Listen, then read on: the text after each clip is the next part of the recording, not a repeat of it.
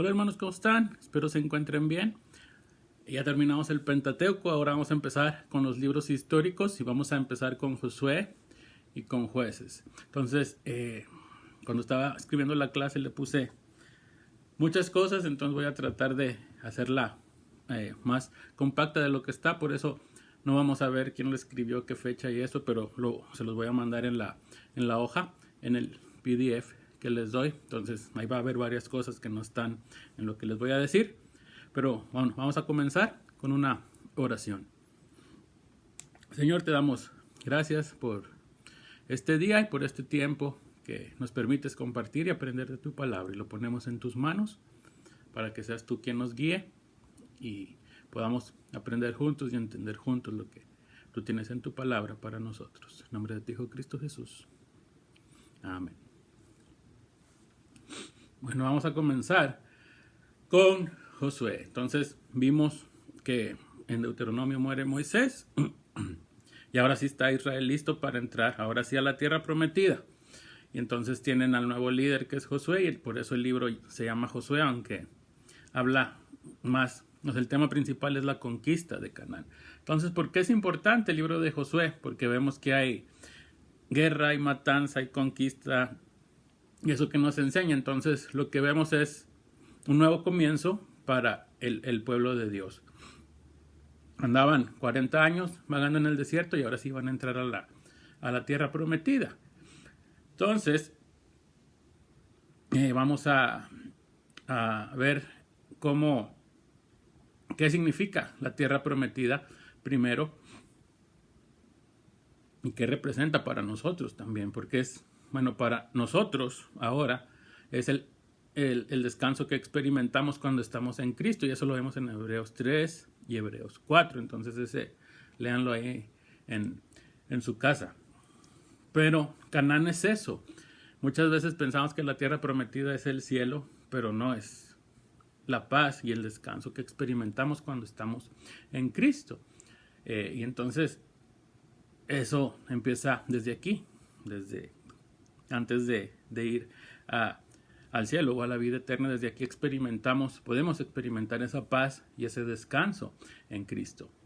¿Y cómo sabemos que Canaán no es el cielo? Pues primero, para el cielo no tenemos que luchar para entrar o ganárnoslo, para conquistarlo. Y aparte, vemos que ya que entran a Canaán todavía hay batallas, hay pecado, hay fallas, hay caídas, y pues nada de eso va a haber en el cielo. Entonces, la tierra prometida es nuestra vida cristiana aquí y el descanso que podemos encontrar por medio de Cristo. Entonces, igual en Efesios 1, ahí lo leen en su casa también, ya tienen tarea, Hebreos 3 y 4, Efesios 1, todo lo que Pablo habla en Efesios 1 de la herencia, pues es lo que Canaán representa. Entonces viene Josué, que pues desde todo Éxodo, Levítico, Números, Deuteronomio se enfoca en Moisés, quien representa a la ley, y por eso el Pentateuco pues se conoce como la ley o la ley de Moisés. Y todos esos libros eran la ley, que apuntaban a este momento, a dejar a un lado la ley para experimentar el descanso que Dios nos ofrece. Y es lo mismo ahora. Entonces, Dios nos dice que dejemos de un lado la ley para experimentar el descanso y la libertad que Cristo nos ofrece. Entonces vemos que Josué se llamaba Oseas. Significa salvación. Y entonces, de acuerdo con los cálculos que han hecho los que han estudiado, Josué nació en Egipto cuando los israelitas eran esclavos y era el primogénito. O sea que le tocaba morir con las 10 plagas. Pero pues sus padres creyeron en la promesa de poner la marca de sangre. Entonces creyeron en esa promesa y se salvó. Y entonces pues tiene que ver que su nombre signifique salvación. Entonces cuando salen de Egipto, Josué tenía, se llamaba Oseas todavía, tenía unos 45 años, y en ese tiempo en el desierto Dios lo estuvo preparando. Él era el jefe del ejército, o sea, no salió de repente. Josué tampoco era alguien que ayudaba a Moisés, fue uno de los espías a la tierra prometida. Entonces todo el tiempo en el desierto fue de preparación. En Números 13:16 Moisés le cambia el nombre a Josué, que significa Dios salva. Y pues Josué es el nombre en hebreo de Jesús. Solo que pues Jesús es en griego, Josué en hebreo, y en realidad pues Josué viene a ser un tipo de Cristo también, pero Josué conquista cosas terrenales y materiales para llevar al pueblo a la victoria. Entonces la diferencia es que Cristo conquista cosas espirituales para llevarnos a la victoria. Entonces Moisés representa la ley y él no fue, vemos él no fue el que llevó al pueblo a disfrutar de ese descanso en Dios, sino fue Josué. O sea, que no es por medio de la ley que tenemos ese acceso al descanso en Dios, sino por medio de Cristo. Entonces, ahora sí, vemos que Dios anima a Josué para lo que va a venir por delante, o sea, para guiar al pueblo a la tierra prometida, y Dios, ¿qué es lo que le da a Josué como herramienta? No le dice, tenle este libro de cómo conquistar la tierra prometida, o tenle este libro sobre liderazgo. No, ¿qué le dice? Le recuerda sus promesas, que él siempre va a estar allí, y pues por eso le dice que medite en su palabra. Entonces ya están listos ahora sí para entrar, para conquistar la tierra prometida, y entonces se tienen que preparar. Entonces Josué envía 2 espías a Jericó. Jericó era una ciudad pequeña, más o menos como unas 2 o 3 cuadras de hoy, y todo eso era Jericó. Entonces tenía dos murallas, una interna y una externa, y en esas murallas había casas. En una de esas casas vivía Rahab, que es la única persona de Jericó que sabemos su nombre. ¿Qué era Rahab? Pues era una prostituta. Entonces los espías llegan a casa de Rahab y ahí se esconde. Y de Rahab podemos aprender lo que viene siendo también el plan de Dios, que se va a ver más a lo largo de la Biblia. Rahab era pecadora, pero pues todos somos pecadores, ¿verdad? Pero o sea, Rahab estaba viviendo una vida practicando el pecado. Estaba bajo condenación como toda la ciudad, porque Dios ya había declarado eso desde antes. Pero Rahab escuchó la palabra de Dios. Josué 2:8 dice, antes de que los espías se acostaran, Rahab subió al techo y les dijo, yo sé que el Señor les ha dado esta tierra, y por eso estamos aterrorizados. Todos los habitantes del país están muertos de miedo ante ustedes. Tenemos noticias de cómo el Señor secó las aguas del Mar Rojo para que ustedes pasaran después de haber salido de Egipto. También hemos oído cómo destruyeron completamente a los reyes amorreos Sihón y Og al este del Jordán. Entonces vemos que Rahab sabía lo que Dios había hecho con el pueblo de Israel, sabía que los había sacado de Egipto, que habían cruzado el Mar Rojo, que habían vencido a otros reyes. Todo eso lo sabía. Pero ¿qué más hizo Rahab? Pues creyó en la palabra de Dios.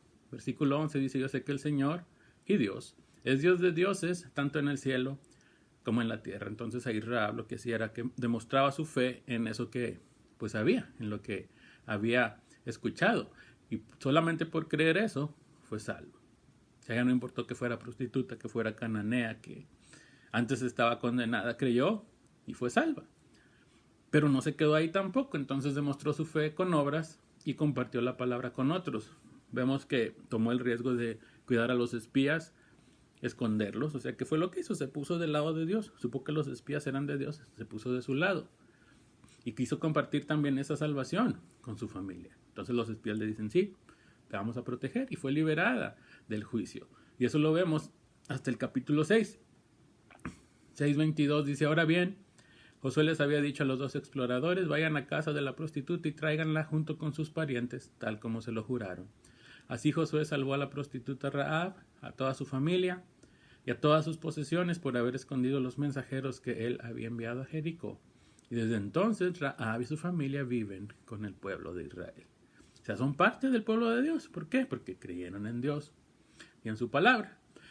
Entonces eso es lo que aprendemos de Rahab, pero regresando con el pueblo, pues todavía no estaba listo para entrar a la tierra prometida. Josué 3:1, vemos que Josué se prepara, salen de Sitín en donde estaban, llegan a acampar a la orilla del río, y dice que ahí se quedaron 3 días. ¿Y qué hicieron? ¿No hicieron nada? ¿O qué hicieron ahí esos 3 días? Se prepararon. Entonces Josué debe de haber estado en comunión con Dios, porque dice que 3 días después sale con instrucciones. O sea, ¿cómo supo qué hacer? Pues Josué estuvo en comunión con Dios y Dios se lo mostró. Entonces, siempre en la Biblia cuando vemos que alguien, o casi siempre, cuando vemos que alguien se espera para hacer algo, no es nada más esperarse ahí sin hacer nada, sino es buscar de Dios para su dirección. Y entonces se van, ahora sí, estaba el pueblo a la orilla del río, iban a pasar los sacerdotes, los levitas le iban a llevar y todos se iban a ir atrás de ella. Y dice el versículo 4, dice, así sabrán por dónde ir, pues nunca antes han pasado por este camino. Entonces Dios mandó al arca del pacto frente a ellos porque era un camino que no conocían, pero Dios sí lo conocía. Y así nos pasa a nosotros. No sabemos qué nos va a pasar mañana. Puede venir algo imprevisto, una emergencia, una enfermedad, algo que nunca habíamos pasado. ¿Y cómo vamos a salir de eso? Pues dejando que Dios vaya adelante, porque Él sí conoce el camino. Y entonces hacen un memorial para recordar la promesa. Los israelitas cruzan. Dios le manda a Josué que estableciera un recordatorio del cruce en el capítulo 4. Si una vez que todo el pueblo terminó de cruzar el Jordán, el Señor le dijo a Josué, elige a 12 hombres, uno de cada tribu, y diles, tomen 12 piedras del medio del Jordán, del mismo lugar donde están parados los sacerdotes, llévenlas al lugar donde van a acampar esta noche y amontónenlas ahí. Entonces ahora sí, Josué y el pueblo ya estaban al otro lado del Jordán, ya estaban en la tierra prometida, entonces tenían que demostrar pues su confianza y obediencia a Dios ahora con ese recordatorio. Toman 12 piedras y dice los versículos más adelante, en el futuro, cuando sus hijos les pregunten ¿por qué están estas piedras aquí? Ustedes les responderán, el día en que el arca del pacto del Señor cruzó el Jordán, las aguas del río se dividieron frente a ella, para nosotros los israelitas. Estas piedras que están aquí son un recuerdo permanente de aquella gran hazaña.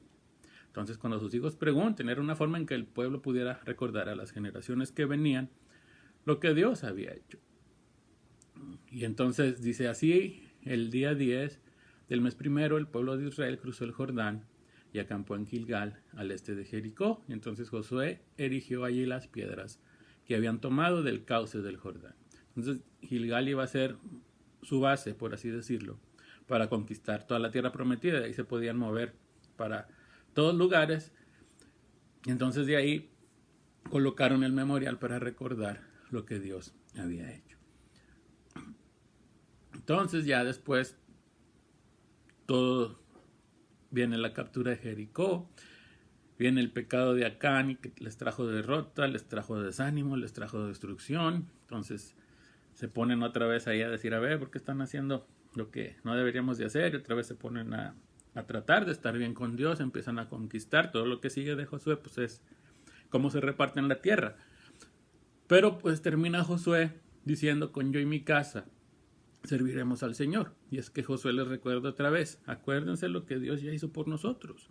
Y vamos a estar aquí, y están estos dioses paganos, ¿a quién van a servir? Decidan, ¿a ellos, a esos dioses, o al Dios que nos sacó de Egipto? Y entonces es donde Josué dice, pero yo y mi casa serviremos al Señor. Y todos los israelitas se ponen ahí de que sí, yo también, y todo bien padre. Pero entonces viene Jueces. Y en Jueces vemos que el pueblo de Dios es oprimido otra vez. Entonces podemos preguntar, ¿por qué el pueblo de Dios tanto que batalló para por fin poseer la tierra? O sea, desde que fue la promesa fueron 400 años. Salen de Egipto, 40 en el desierto. Batallan ahora para entrar y establecerse y todo. ¿Por qué si batalló tanto para poder llegar, poder entrar? Y ahora que ya están ahí, ya en el siguiente libro son oprimidos otra vez. Porque termina Josué con el pueblo en paz, disfrutando lo que Dios les daba. Acababan de hacer un pacto con Dios ahí cuando le dicen a Josué de que sí, íbamos a servir a Dios, parecía que estaba todo bien. Llegamos a Jueces y vemos que el pueblo sufre invasiones, es esclavo, los atacan, sufren hambre, pobreza, guerras.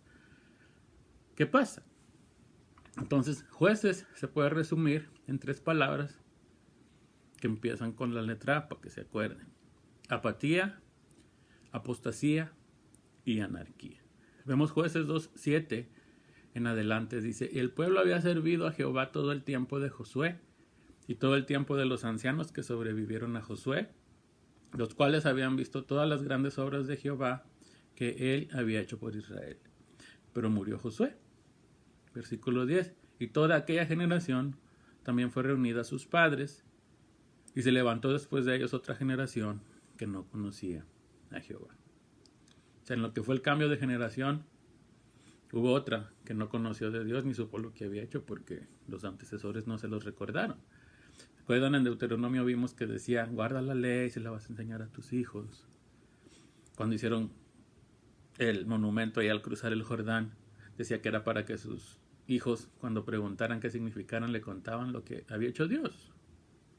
Pero pues parece que no lo hicieron. Entonces, no conocían de Dios otra vez el pueblo. Y cayó primeramente en la apatía. ¿Qué es la apatía? Pues les dejó de importar lo que Dios les había dicho. Eso los llevó a la apostasía, o sea que renunciaron o renegaron a Dios y de ahí se fueron a la anarquía, que pues es de lo que trata Jueces. Cada quien hacía lo que quería. Entonces viene la apatía. Todo se descontroló después de Josué. ¿Cómo comenzó esa apatía? ¿Cómo creen? El pueblo no hizo lo que debería de hacer. O sea, no obedecieron a Dios completamente. Y en este caso no es ni siquiera que desobedecieron. Así de que Dios dijo algo, hicieron lo contrario, como cuando iban a entrar y no, mejor vamos a regresarnos. Y luego Dios les dice, no, pues ahora sí se van a regresar, no, mejor ya no, mejor si queremos entrar a la tierra prometida. No fue así, de que Dios les dice algo y hacen otra cosa, sino hicieron algo que Dios les mandó que hicieran, pero no completo. ¿Qué fue? Dios les dijo, cuando lleguen, expulsen a todos los habitantes que hay ahí y ustedes se establecen. Vamos a ver unos versículos. Vemos al final de Josué que les digo cómo las tribus se reparten los territorios, llegaron, saquearon algunas ciudades. Y entonces viene, por ejemplo, en Jueces 1:8, dice, combatieron los hijos de Judá a Jerusalén y la tomaron. Después dice que hicieron lo mismo con los cananeos de Negev, Hebrón y Cefat. Pero vean, Jueces 1:21 dice, mas al Jebuseo que habitaba en Jerusalén, no lo arrojaron los hijos de Benjamín, y el Jebuseo habitó con los hijos de Benjamín en Jerusalén hasta hoy. Entonces vemos, Dios le da la orden de sacar a todos los demás habitantes, pero no sacan al Jebuseo que viven en Jerusalén. Y el Jebuseo tenía prácticas paganas en contra de Dios y vivía con el pueblo de Dios, o sea, vivían ahí en medio. Pero no como Rahab. ¿Se acuerdan? Rahab también decía que vivió a partir de ahí con el pueblo de Israel, pero con Rahab dice en Josué 6:25 otra vez más, Josué salvó la vida a Rahab la ramera y la casa de su padre y a todo lo que ella tenía y habitó en los israelitas hasta hoy. Y el Jebuseo también habitó con los israelitas, o sea, con la tribu de Benjamín hasta hoy. Pero ¿cuál es la diferencia? Que Rahab creyó, fue rescatada y su vida cambió, empezó a vivir como hija de Dios. Entonces, por eso aparece hasta en la genealogía de Jesús. También aparece en Hebreos como un héroe de la fe. Pero el Jebuseo no. El Jebuseo vivió ante el pueblo de Dios así como estaba. No cambió. Siguió haciendo cosas en contra de Dios, viviendo en contra de Dios y ahí en medio del pueblo de Dios. Y el pueblo de Dios no le dijo nada. Ah, está bien. Ahí lo dejó cambiar. Lo dejó vivir ahí sin cambiar, perdón. O sea, lo toleró. Ya han escuchado esa palabra últimamente, ¿verdad? ¿Y cuál es el problema? Ahorita lo vamos a ver. Entonces el Jebuseo no fue el único, ni con la tribu de Benjamín. Jueces 1:27. Tampoco Manasés arrojó a los de Bet-Seán, ni a los de sus aldeas, ni a los de Tanag. Y ahí vienen otros varios que no sacaron los de Manasés. 1:29. Tampoco Zabulón arrojó a los que habitan en Quitrón. Y luego Jueces 1:31. Tampoco Aser arrojó a los que habitaban en Naco, ni a los que habitaban en Sidón. Y moró Aser entre los cananeos que habitaban en la tierra, pues no los arrojó. Jueces 1:31. Tampoco Neftalí arrojó a los que habitaban en Bet-Semes, sino que moró entre los cananeos que habitaban en la tierra. 5 de las 12 tribus no hicieron lo que deberían de haber hecho y se quedaron a vivir con los cananeos que ya estaban ahí. Y las consecuencias vienen en el capítulo 2. Jueces 2:11. Después los hijos de Israel hicieron lo malo ante los ojos de Jehová y sirvieron a los Baales. Los Baales son los dioses de los cananeos. Entonces la apatía de no importarles haberse mezclado con ellos, no obedecer completamente lo que Dios los mandó, de quién sabe, de pobrecitos, ¿por qué los vamos a matar? Pobrecitos, ¿por qué les vamos a decir que están mal? Vamos a tolerarlos, vamos a dejar que se mezclen con nosotros. Ahora hizo que los israelitas sirvieran a los dioses de esos cananeos que no quisieron expulsar. Vean Jueces 12 y 13. Jueces 2, 12 y 13. Dejaron a Jehová, el Dios de sus padres, que los había sacado de la tierra de Egipto, y se fueron tras otros dioses. los dioses de los pueblos que estaban en sus alrededores, a los cuales adoraron, y provocaron a ira a Jehová, y dejaron a Jehová, y adoraron a Baal y a Astarot. ¿Qué deben de haber dicho? Que se queden los cananeos a vivir entre nosotros, pobrecitos. Podemos hacer las cosas que ellos hacen, no está mal. Por eso Josué les dijo, al final de su discurso, elijan a quién van a servir, a Dios o los dioses cananeos en donde van a vivir. ¿Qué dijo la gente? No, sí, a Dios. A la mera hora estaban haciendo otra cosa. Jueces 2:14. Se encendió contra Israel el furor de Jehová, el cual los entregó en manos de robadores que los despojaron, y los vendió en mano de sus enemigos de alrededor, y no pudieron ya hacer frente a sus enemigos.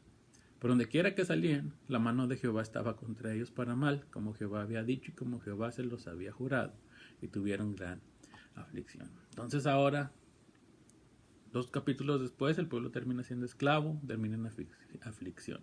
Entonces la apatía los llevó a la apostasía. Pero pues siempre hay esperanza, porque Dios es un Dios de misericordia. En medio de todo eso, y aunque habían desobedecido, Dios toma la iniciativa para hacer algo por su pueblo. Jueces 2:16 dice, Jehová levantó jueces que los librasen de mano de los que les despojaban. Ahí parece que va a estar bien otra vez, pero siempre hay un pero. Y ahí viene Jueces 2:17 y hasta empieza el versículo con pero. Pero tampoco oyeron a sus jueces, sino que fueron tras dioses ajenos a los cuales adoraron, y se apartaron pronto del camino en que anduvieron sus padres, obedeciendo a los mandamientos de Jehová. Pero el amor de Dios nunca se apartó de su pueblo, siempre estuvo allí. Vean Jueces 2:18, Jehová era movido a misericordia por sus gemidos a causa de los que los oprimían y afligían. Y entonces Dios les provee la salvación, aunque el pueblo se alejó, fue tras otros dioses, Dios siempre estuvo ahí para escucharles y darles la salvación cada vez. Entonces algo que aprendemos de Jueces es que cada vez que el pueblo se arrepentía y clamaba a Dios, Dios los escuchaba, les respondía, les enviaba a alguien para rescatarlos. Y esto se conoce como el ciclo de Jueces. El ciclo de Jueces es: el pueblo se aleja de Dios, son oprimidos, claman a Dios, Dios los escucha, le manda al juez, tienen paz por algún tiempo, después de algún tiempo de paz volvían a olvidarse de Dios. Otra vez eran oprimidos, clamaban a Dios y así se van. Y ese es el ciclo de Jueces.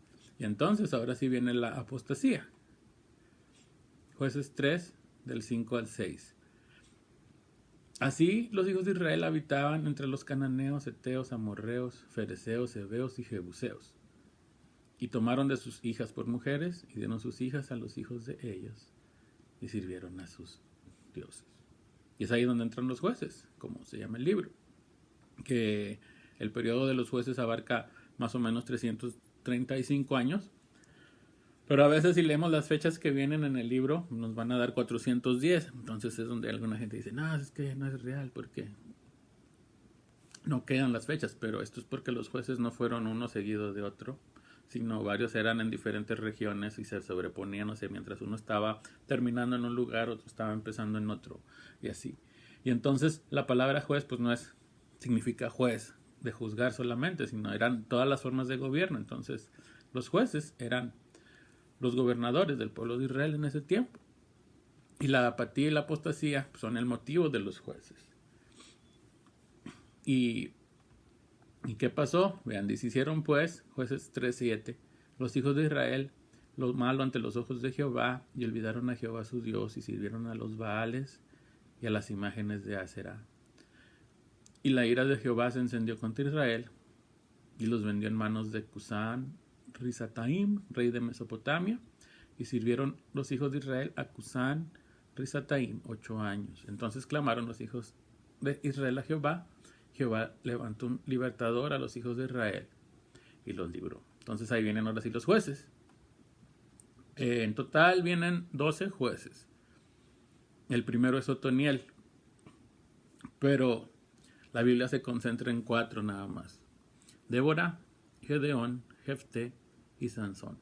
Es bien interesante porque no les dedica más tiempo a ellos porque hayan sido los mejores. Porque Sansón es uno de los que más tiempo viene y pues en realidad fue uno de los que más se alejaron de Dios. Igual Gedeón, que es bien conocido también, pero no todo lo hizo bien. Y por ejemplo hay otro juez que se llama Samgar, solo viene en un versículo, se menciona bien rápido y no se ve que hizo nada malo. Entonces, ¿por qué no nos habla más de Sangar si hizo cosas buenas y se nos muestran muchas cosas malas de Sansón? Pues porque todo lo que nos quiere mostrar Dios en su palabra tiene un propósito. Entonces, el primer juez es Otoniel, luego viene Ahod, luego viene Samgar, y de ahí viene Débora. Jueces 4 y 5. Entonces, de Débora, lo que vamos a ver a estos 4 medio rápido. Pero primero vemos las mujeres, pues en ese tiempo eran catalogadas como propiedad más que otra cosa, entonces no tenían autoridad. Pero Dios escoge a Débora para que sea juez, y también era profetisa, porque hablaba lo que Dios le decía que dijera, entonces con eso tenía autoridad dentro del pueblo. Jueces 4:5 dice, los israelitas acudían a ella para que los juzgara. Entonces Débora era la líder, el pueblo iba, la buscaba para pedir dirección porque Dios hablaba con ella y por medio de ella. Y entonces, por esa relación cercana que Débora tenía con Dios, es que Barak va y le pide ayuda para que vaya con él a luchar, porque Barak dice, pues es que si estás conmigo, sé que Dios va a ir conmigo, y entonces vamos a ganar. Y entonces Débora acompaña a Barak, el pueblo de Dios obtiene la victoria. Y todavía para mostrar más el papel importante de la mujer en esta historia, pues quien termina matando al que los estaba oprimiendo, que era Sísara, pues es otra mujer que se llama Yael. Entonces, ¿cuál es el propósito de que se nos muestre la historia de Débora?